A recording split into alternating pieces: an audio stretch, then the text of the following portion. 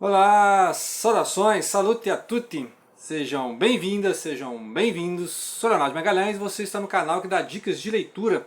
Vamos falar hoje do assunto literatura e religião, estamos num momento importante, né? A Semana Santa para os cristãos, para os católicos, também a Páscoa judaica, né? Coincidiu aí a Páscoa judaica, e depois na outra semana tem a Páscoa ortodoxa, né? Igreja ortodoxa oriental. Então é uma semana muito importante. Eu vou dar umas dicas de leitura interessantes sobre o assunto. No outro canal eu falei sobre o aspecto literário, sobre mais ou menos o enredo, mas aqui hoje eu vou falar do aspecto mais religioso, tá? Do livro Judas, do escritor israelense Amos Oz. Tá? Amos Oz, escritor israelense muito famoso, não ganhou o Nobel, infelizmente, né? Então, mas aqui esse livro tem um diálogo, né, entre um estudante e um senhor de idade, porque esse estudante passa a trabalhar como ajudante, né, assim, cuidador de idosos. E eles conversam muito sobre as relações de Israel, as guerras na Palestina, né, a formação do Estado de Israel, o sionismo. Lembrar que o Amos Oz ele era a favor da solução de dois estados, né, ou seja, ter um estado judeu e um estado palestino. Tá? Então é importante conhecer aí a posição política do Amos Oz. E aí esse Judas aqui tem a ver também com a questão do traidor. Então ele se sentia meio amargurado por ser considerado um Judas pela pátria, né? Porque ele não defendia ali a grande Israel, como é o projeto institucionalista. Então tem essa questão aí, né? O background do autor da obra, né? Então Amos Oz tem vários livros que contam a vida dele, né? Assim, ele trabalhou nos kibbutz, né? Viveu nos kibbutz, que são aquelas comunidades que primeiramente eram socialistas, agora são mais nacionalistas, né? Alguns nem existem mais, e que foram implodindo, né? Assim, durante as guerras que aconteceram periodicamente lá na Israel, ali na Palestina e tal. Na questões mesmo, a guerra com o Egito, com a Síria, né? Muito bem, então ele vai falar muito dessa questão do contexto histórico, claro, da guerra, mas aqui vamos falar mais da questão religiosa, que é a figura de Judas. Então, para o cristão, né, será que esse Judas representa o judeu? Ou é uma classe de judeu? Então ele vai questionar muito isso aí, porque o menino está estudando, né, então essa questão, e vai abordar então comparativos do Antigo Testamento com o Novo Testamento. Tá? O Antigo Testamento, que é a Bíblia hebraica, e o Novo Testamento, que é a Bíblia cristã. Tá bom? Então ele vai discutir o que é a figura de Judas. Judas representa os judeus, é a questão do antissemitismo, né? Ou seja, se Judas é o traidor, então os judeus são traidores. Então, e também a questão do sionismo, né? Ou seja, como é que os cristãos enxergam os judeus e o sionismo cristão. Como é que surgiu a ideia dos cristãos que apoiam a causa de Israel. Tá? Então todas essas questões estão aqui. E aí tem aquela questão também, por que Judas traiu? Né? Então a gente está nas liturgias, a gente vê a figura de Judas, a traição. Judas estava predestinado a trair, ele traiu por causa de 30 moedas, né? 30 moedas de prata. Então tem essa questão do Judas, a motivação da traição. Ou ele era aquele que mais acreditava em Jesus e se sentiu frustrado porque Jesus não tomou poder. Né? Ele esperava o Messias que tomasse o poder, que, né, libertasse Jerusalém, que acabasse com os romanos. Né? Então, Judas é essa pessoa. Ou é Judas que tinha a ideia, ou tinha a concepção mais divina de Jesus. Né?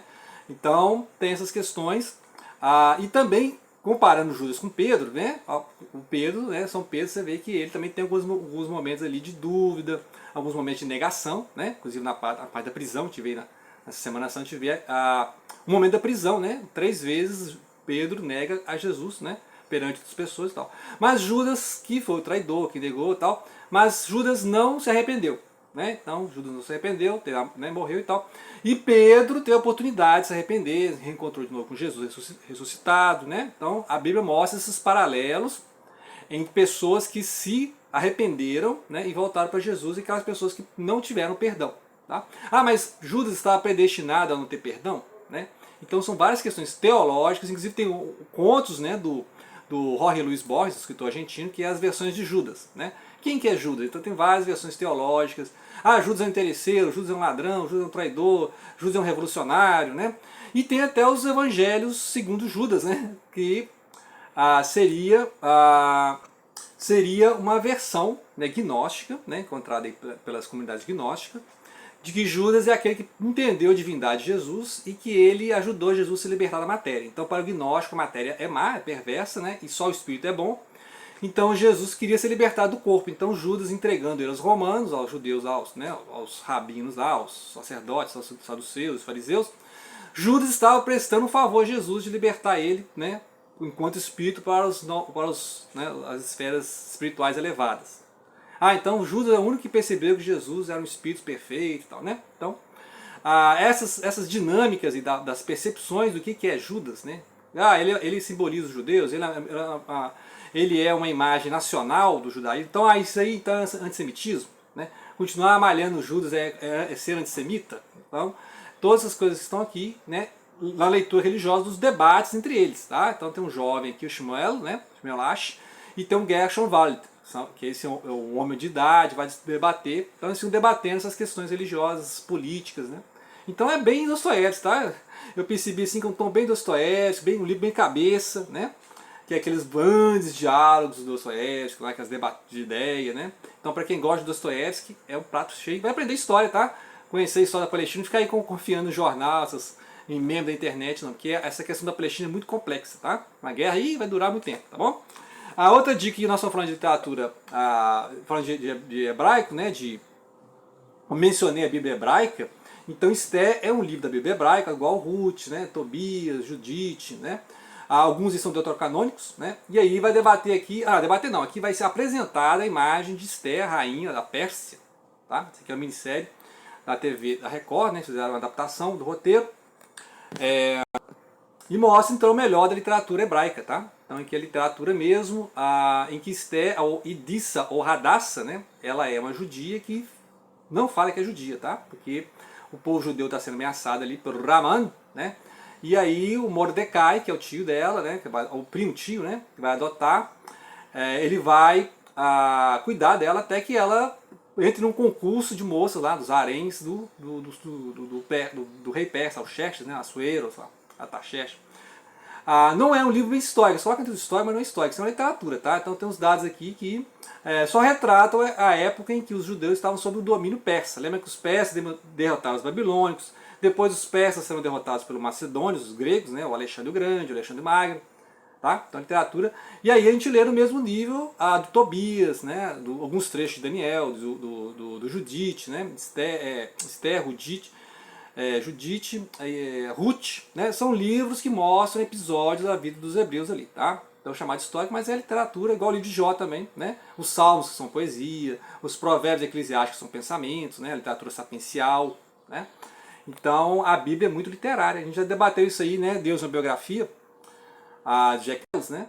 Nós falamos isso aí, da característica literária da Bíblia. Ler a Bíblia enquanto literatura não é desmerecer a Bíblia, tá? É apenas um outro olhar, falando aqui enquanto crítico literário, tá? Analisando a estrutura. Aqui nós temos um romance histórico, podemos dizer assim, né? Um romance em que você tem um mocinho, uma mocinha, tem um vilão, né? Tudo estruturado, mostrando a libertação do povo de Israel, tá? Que eles não sofreram um massacre, né? Que o Haman estava planejando lá. E por isso tem a festa de Purim, tá? Isso aqui é lido, é um rolo que é lido durante a festa do Purim, que é o carnaval, né? O carnaval judaico, tá? O carnaval judaico é o Purim, tá bom? Muito bem, então mais dica aqui para você não sabe nada de Bíblia. Então tu dá uma dica aqui, o livro da Bíblia, tá? O livro da Bíblia é bem didático, é bem enciclopédico, vai te dar detalhes sobre a Bíblia, né? Muita coisa interessante, porque é um livro introdutório mesmo, tá? Isso aqui não é uma análise teológica, não. Isso aqui é mais esquemas mesmo, você entender quais são os livros, que época foi escrito, né? Então, tudo na Bíblia é histórico, tudo na Bíblia é mitológico? Não, né? Tudo na Bíblia é literário? Não. A Bíblia tem nuances, tá? A Bíblia é um conjunto de livros. Então tem livro mais literário, livro mais histórico, livro mais sapiencial, livro mais teológico, tá? Então, você não pode comparar a Ruth, a Judite, o Tobias, tá? Com o Isaías, né? Isaías, Jeremias, Ezequiel, Daniel, tá? Porque aí você tem os livros proféticos, tá? Ali você tem uma mensagem divina, tá? Para a comunidade, então, e você tem outros que literatura, igual, por exemplo, né? o Ruth, Judite, Tobias, Esther, e trechos de Jó, trechos dos Salmos, são obras literárias no sentido de que se usam estrutura literária, tá? E contam essas histórias com um fundo moral, né? Igual a gente conta as fábulas, tem um fundo moral no que está sendo passado no livro. Então, ou seja, quando se escreveu a literatura, se tinha uma ideia moral, né? O que se quer passar com esses livros, tá?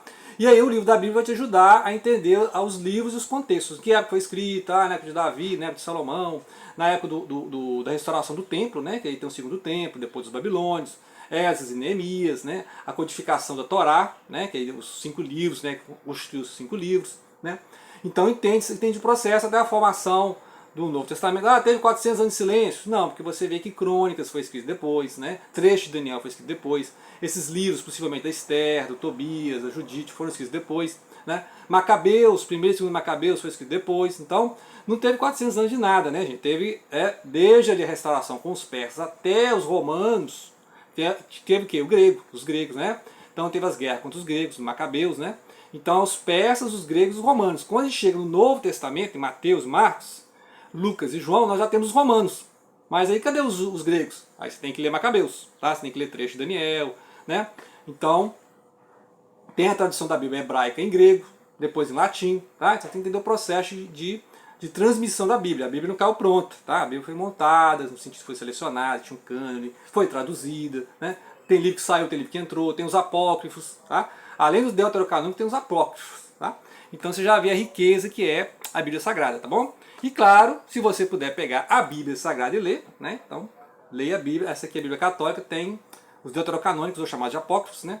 Macabeus, então você lê Macabeus para entender algumas coisas, né? Que as festas judaicas, né? A festa de dedicação do templo, tá? Então tem umas coisas assim que é importante você conhecer a Bíblia em si, tá? Ler ali um tempinho para ler a Bíblia, ok? É isso aí, as dicas de leitura, né? Então, boa Páscoa, dia boa Páscoa. Né? Boa Páscoa judaica, boa Páscoa católica, boa Páscoa ortodoxa.